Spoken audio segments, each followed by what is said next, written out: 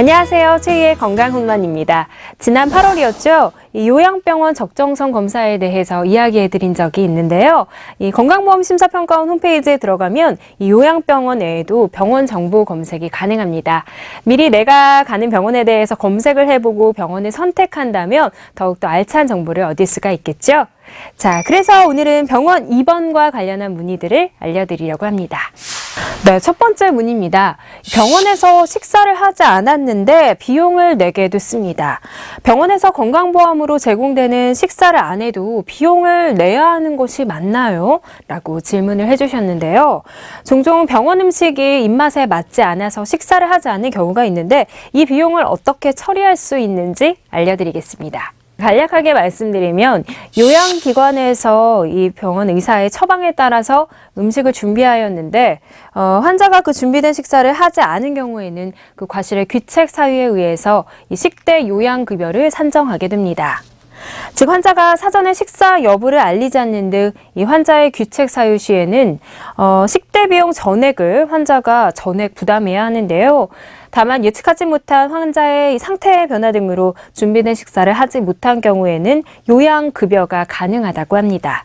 이외에도 환자가 건강보험으로 산정된 이 환자식 이외를 선택하는 경우에는 그 비용을 환자가 전액 부담하게 되는데요.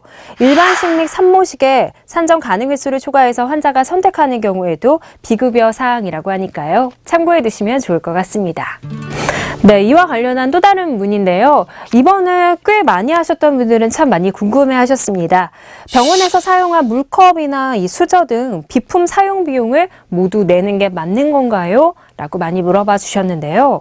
저는 사실 오랫동안 입원을 해본 적이 없어서 이 부분에 대해서 저도 참 궁금했는데 입원을 오래 하시는 분들은 이런 문제들이 더 피부에 와닿을 것 같습니다. 의료기관의 비품 등 인정 기준에 대해서 알려드리면요. 의료기관의 비품으로는 주전자, 물컵, 물병, 수저, 체온계 등이 있는데요.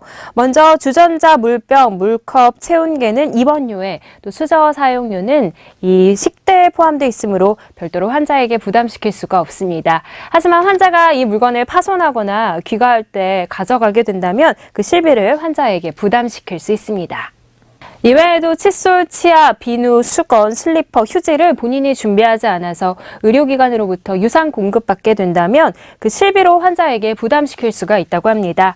그리고 포대기의 경우는 기저귀와 달리 주로 세탁해서 반복해서 계속 사용할 수 있기 때문에 입원료에 포함되어 있어서 별도로 그 비용을 부담시킬 수 없는데요. 하지만 그 포대기를 환자가 가져가는 경우에는 실비로 부담을 시킬 수가 있습니다.